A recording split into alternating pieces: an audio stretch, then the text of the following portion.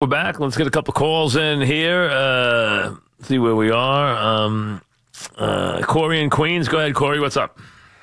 Hey, Mike. How are you? I just want to say thank you for everything. You've been great, and I'm excited for your next chapter. Thank you. Appreciate it very much. Very nice of you. Mike, it's a great day to be a Yankee fan, and I'm overly excited. I'm a pretty young guy, and I don't take this the wrong way. I'm very excited about Judge and Stanton batting back-to-back. I mean, can they be the next Mantle and Maris? You know, you were around for them. You know, you tell me. It's a little harder. What do you think? It's a little harder to have neither one of them be left-handed at Yankee Stadium. Remember, Mantle was a switch hitter. Maris was left-handed. Yankee Stadium is conducive to the left-handed hitter. But these guys now, the one thing they do, if you notice, all of them, is they hit the ball out to right field a lot at Yankee Stadium. They all hit the ball out. They hit a lot of home runs to right field, which is critical. If you're going to hit a lot of home runs, you have got to hit fly balls into the jet stream in right center field. Short fence, also the ball carries there, and that's where you get those fly balls that aren't even hit that go out of the ballpark, and that's where you pick up the cheap ones. You know, the ones you bomb, I mean, they're going to go out anywhere. I mean, especially those guys like Stanton and Judge and Sanchez, when they hit it, there's no park going to keep it. The question is the ones where they don't hit, and they just hit the fly ball that's in the ballpark. That's the difference between hitting 30 and hitting 45. So, I mean, they have great power, and you're forgetting. I think Sanchez, has hit a lot of home runs. Bird hit 9 home runs, I believe, in September. I mean, so he is going to hit a lot of home runs. They're going to hit plenty of home runs. Justin in Manhattan. What's up, Justin? Come on now. Yes, Justin, go ahead. Hey, Mike, you are on now. What's going on? Yes, sorry about that. That's okay. I want to thank you so much for everything, and I'm a huge fan of you. Thank you. I wanted to ask you, what was your favorite Yankee team growing up? Growing up? Yes. My favorite team growing up was the 64 Yankees. My favorite team as a grown-up was the 96 Yankees. But growing up, it was the 64. The 61 was a special team. The 64 lost the World Series. Tough World Series to lose. Lost to Bob Gibson in Game 7, 7-5. But it was a great. I really liked that team. It was Mantle's last year. Not his last year, his last good year. He played 4 more years. But that was the last time you saw Mantle be Mantle, was in 64, when he hit 35 homers and 111 RBIs, batted .303. That was the last Mantle-type season. After that, he was not the same. There were no more, a lot of games played, which was rare anyway. No more 100 RBI seasons. There was no more, 35 home run years. That was all gone. I mean, he'd always hit homers. I mean, even in 68, when Mickey was playing first base and getting 400 at-bats, he still hit 18 home runs, knocked in 50-something runs, 56 runs, I believe, 55, 56 runs. Only batted .236 his last year. But the point is, he was always going to hit some home runs. He was always going to hit home runs. That was just, he was so strong. He was always going to hit some home runs. So even when Mantle, got 400 bats, he did 20 homers. I mean, that was just part of the deal. He was going to always do that. Joe in Jersey. What's up, Joe? Mike, thank you for taking my call. What could potentially be my last call to New York's number 1. It's apropos also that my beloved Villanova Wildcats are also number 1 on this day. Yes, they are. Jay Wright is back in the top spot. He hasn't been lower than 6 in the last 4 years, which is amazing. Really is amazing. And as an alum, most important to me, a clean run program, Mike. Just want to throw that out there. It is. To your point, the discussion that's been going on, Judge and Stanton, totally understand, obviously, logically, they're on the right side of the plate. The left-handed hitter get the advantage with the short porch. But where I'm sitting is this.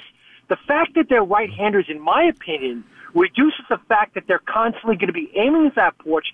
I don't think you're going to see them putting switches on these guys and the shift on these guys, Mike. You know what I mean? I think these guys can hit all over the field. Yeah, they're not going to shift. You don't shift. First of all, you don't shift nearly as much on right-handed hitters. I mean, it's just the nature of the right-handed hitter. You know, the lefties are such dead pulls. That's what they are. The lefties not only a dead pull, they are also guys who uppercut the ball. So you know you can radically play them on the infield because they don't hit that many ground balls. They're trying to hit the ball in the air all the time. You know, the lefties are always naturally uppercutting the ball. The righty swing is much more. And even if you take a guy like Mantle, who was a guy who hit home runs from both sides of the plate, Mantle was a great line drive hitter, ferocious line drive hitter, right-handed. Left-handed, he was a heavy strikeout, but hit the ball very much high in the air, uppercutting the ball dramatically left-handed. That's what he did.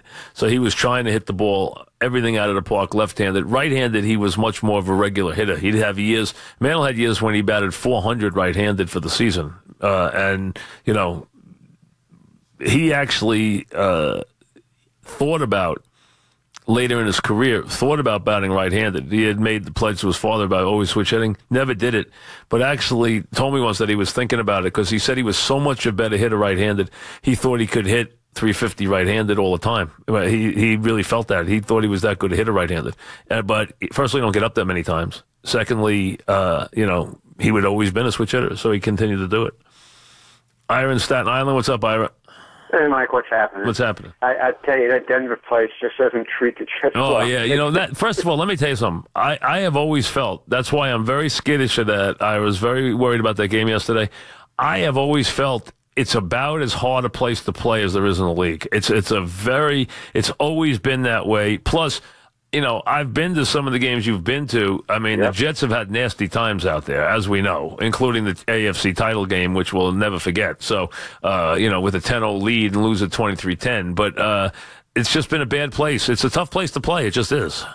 It really is. And you know what? It's unfortunate. They had a bad game yesterday. They didn't show up. They didn't show up. This is the type of thing. You take the tape and you throw it away. Yeah, they didn't show up. Too bad McCown got hurt, though. That's the sad part. That's why I'm calling you. And you know what?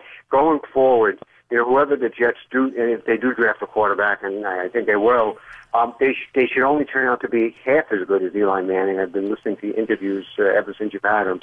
So if we get half a guy like Eli Manning, we'll be ahead of the game. But with McCown, I'll tell you the truth. I've been around the organization a long time.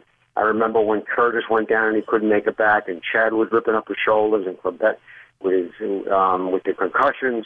But you know what? And I always felt bad for all of them. But something about McCown breaking his hand yesterday really got me. Yeah, well, listen, he played really hard. He really did a good job this year. He played hard. Now, he's got a lot of foot. He's in good shape, though. Look at it this way. If his career's over, which it might be, he's got jobs waiting for him to coach. He's going to be in the league next year. I mean, he's going to be a future coordinator. And don't even be surprised if McCown's going to be a head coach one day. I think he very well might be. I think he has some makings of that type of leader. And evidently he's very interested in doing that, and I think he'll be a coordinator within a couple of years. Maybe, who knows? Might even be a coordinator before that. Could even start as a coordinator for all we know. I mean, that's unusual, but it could happen. Maybe he spends 1 year as a quarterback coach, then becomes a coordinator. But I think he will do that within a length of time. Mark in Astoria, what's up, Mark? Hey, Mike, how you doing? What's happening? Good. Coming off what's probably your last spot with Eli Manning, just want to say another guy, class act to the end. And the rare athlete in New York that was able to succeed and have a tremendous amount of success and a Hall of Fame career, who's going to go down as being underappreciated. I'll tell you, I give him credit for yesterday because I was watching. And I'll tell you something. I would have had a problem with my wide receivers. And he went to the bench, and he went clapping and patting each one on the shoulders. And these guys are dropping everything in sight, okay? Eli made a couple of bad throws in the fourth quarter, but he made throws earlier in that game that should have resulted in big plays. And these guys keep dropping every single ball. I mean, enough already. I'm so tired of these guys dropping the ball. It's ridiculous.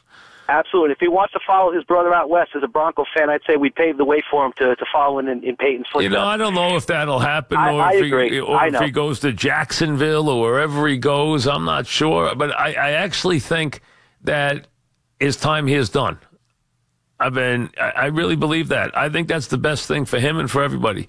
I think they draft a quarterback. Hopefully Sam Darnold becomes a Giant. The Giants are going to be picking very high. The Niners weren't going to pick a quarterback anyway, but now they're out of the way with Garoppolo winning 2 games in a row. So I forget Cleveland. I don't think Sam Darnold wants any part of Cleveland. I can see the Giants winding up with Sam Darnold. I hope that happens. And then, you know what? If it does, then it's time to play football. That's it. Let's let him go play. Let him start from day one. Let him become the quarterback. Build around him. Let Eli go finish up somewhere else. Eli understands that. He completely understands that. He's gone through it.